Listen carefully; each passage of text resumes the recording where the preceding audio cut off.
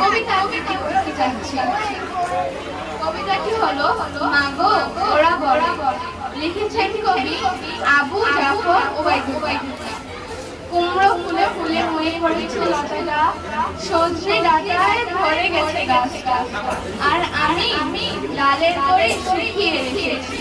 খোকা তুই কবে আসবি, কবে চিঠি? চিঠিটা তার পকেটে ছিল, ছেঁড়া আর রক্তে ভেজা।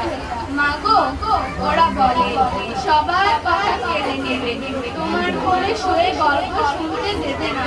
বলো মা তাই কি হয়?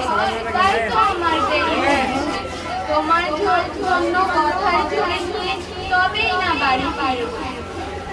লক্ষ্মী মা রাগ করো না, মা তো আর কথা।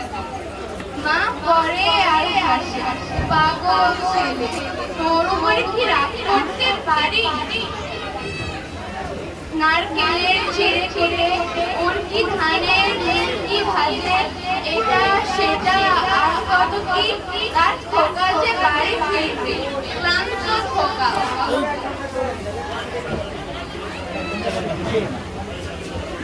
কুমড়ো ফুল শুকিয়ে গেছে, ঝরে পড়েছে ডাটা, পুঁই লতাটা নেতা খোকা এলি, ঝাপসা চোখে মা তাকায় উঠানে যেখানে খোকার সব সুখীরা ব্যবচ্ছেদ করে।